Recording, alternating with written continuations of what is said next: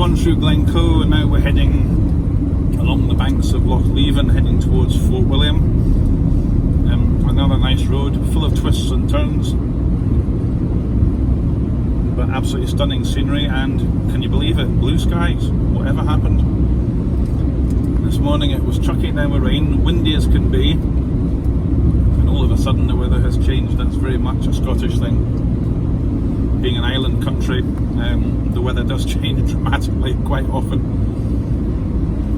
And on your left is a place, the Corran Ferry. I always remember I came up this road one day and I just decided to go for a day trip, and I got as far as here and I went, you know what, I've passed this place for I don't know how many times, I'm just going to go and catch a ferry and see where it goes. So I just went across the ferry, went on the other side and kept on going, and eventually found a little bed and breakfast. I thought, right, we'll just stay here and then we'll keep driving and see where it ends up.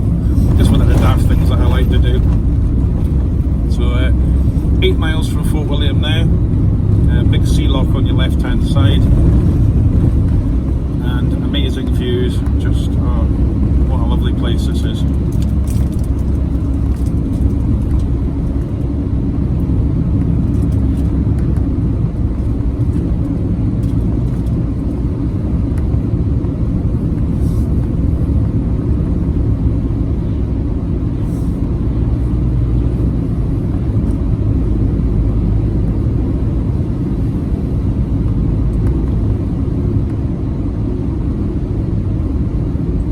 See through the trees on the left hand side, see the loch. But, it opens out in a wee while and you'll get a much better view as you get closer to Fort William.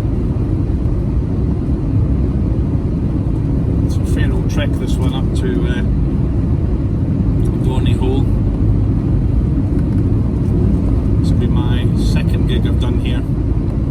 It's funny how over the years you remember every place that you've ever done discos. I passed a hotel a little while ago, the Onyx Hotel. I've done a couple of very nice weddings in there, thoroughly enjoyable. And done a few things in Fort William. In fact, Fort William was one of the sites of one of the biggest accidents I ever had. The World Mountain Bike Championship. We were building trussing archways to put as like the start and the finish. We were putting it down and we were doing it in a bit of a hurry because they needed to get things away quick, and we decided to split our crew between the two different arches to take them down. And because we did that, we didn't quite have enough people to bring this thing down. It weighed quite a lot, probably about half a ton I would have thought.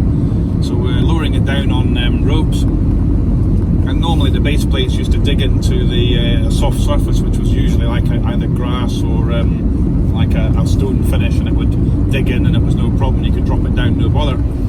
So me and a couple of other guys, we're sitting on the receiving end waiting on this thing to come down low enough that you could put your hands up and grab it. Well, anyway, we'd done it on top of a wooden ramp, which was unusual, and the wood had got wet overnight with the rain and became very slippery. So when we started to tilt this thing over, rather than digging into the ground, which like it normally do, it started pushing the person that was holding the bottom of the leg, and they couldn't hold it, and as a result the top started to come down really, really quick. And of course this was my pride and joy, so I thought, well, I'm not going to let it crash to the ground and get all bent and buckled, so I thought I'll just catch it on the way down. So I certainly caught it alright.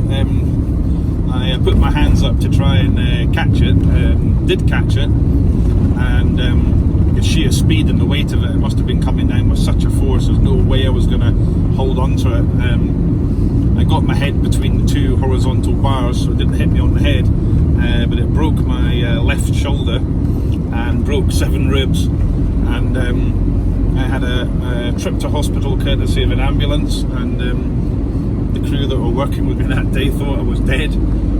And it was really funny because the ambulance people said to me, you know, were you knocked unconscious? And I was like, no. I says, I remember everything. The next day I'm sitting in hospital, I'm going, how did the trussing get off me?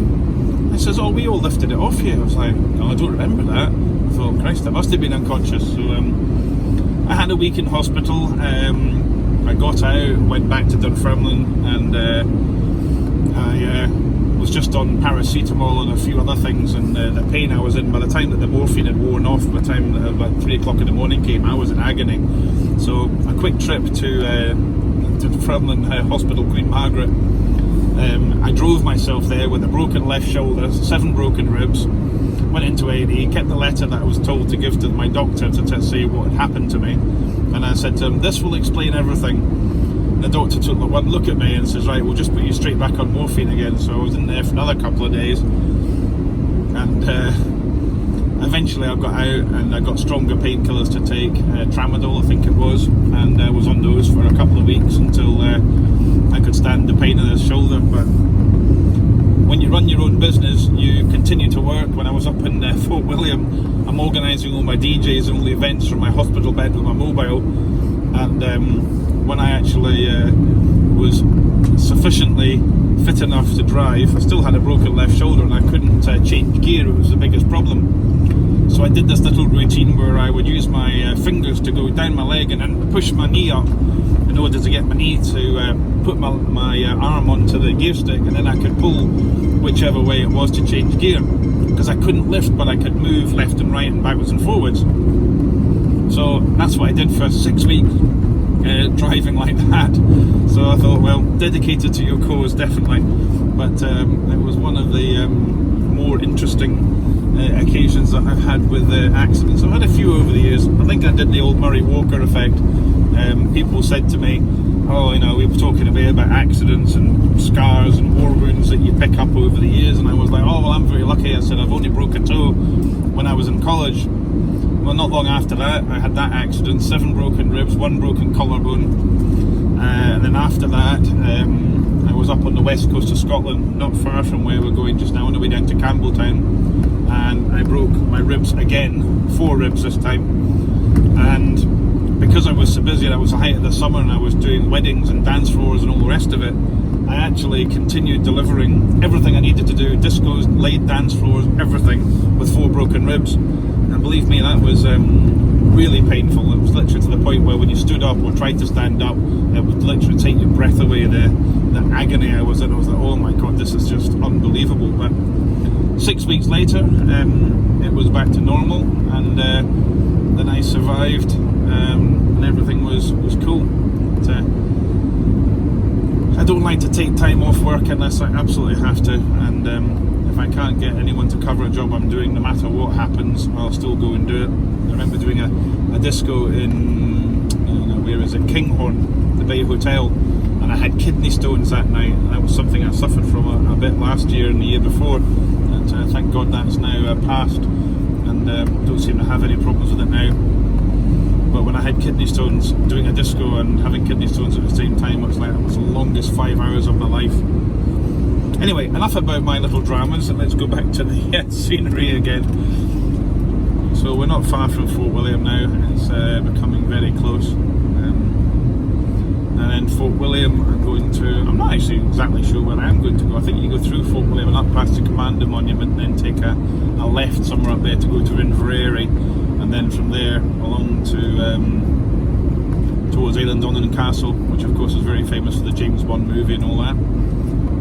Probably Scotland's most beautiful and famous castle.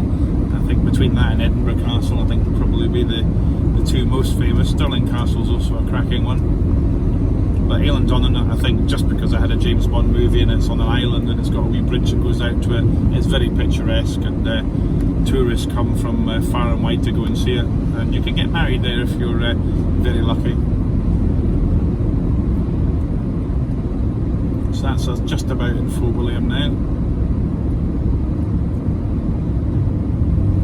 Lots of hotels and bed and breakfasts along this place.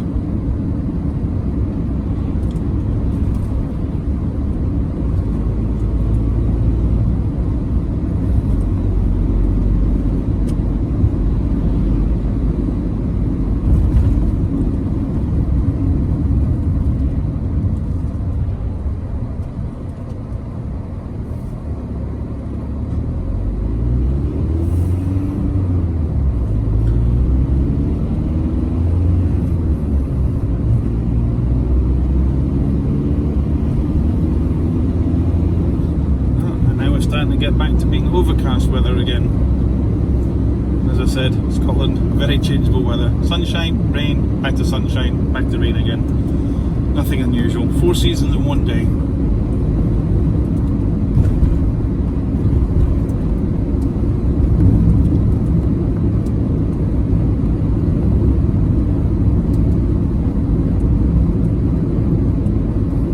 Plenty of accommodation here to stay in if you're up this way. And in general, I always say to people, don't go and stay in big 4 and 5 star hotels and stuff like that.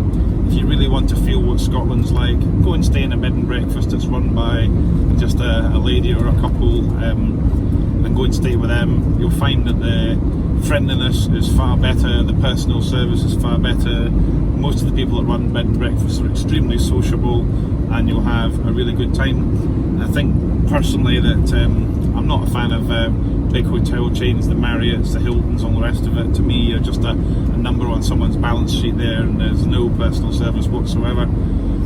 And I like to put my money into local people's pockets that are owned by Scottish people. I just think it's a good thing to do. So that's us coming into Fort William now.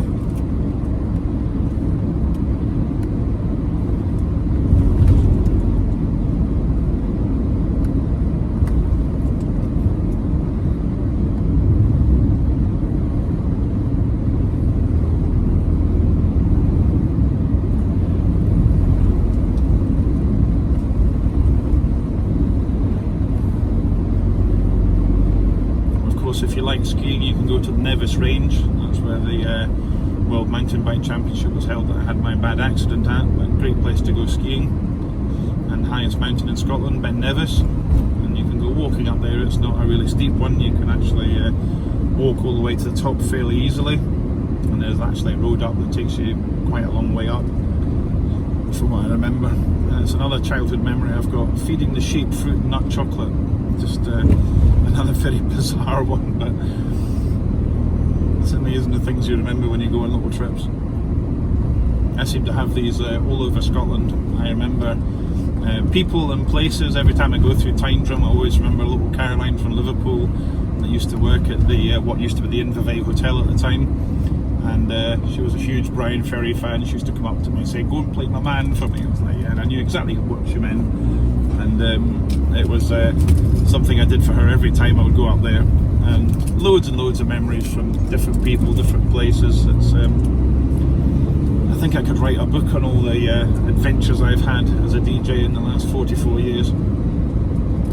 It's been certainly a very interesting and varied life, and one I wouldn't swap for anything. I remember a guy asked me once at a christening party I did outside Glasgow, and it was a phenomenal party, really good. I had all the kids playing games, I had all the adults playing games, and everyone just having a fantastic time. And the guy came up to me in the night, he said that was absolutely brilliant, and he said to me, "What would you do," he said, "if you weren't a DJ?" And I says, "I don't know." I says, "I don't think there is actually another job that I would rather do than being a DJ." I says, "I just love what I do, and if you've got that satisfaction in life, I would say you're very lucky."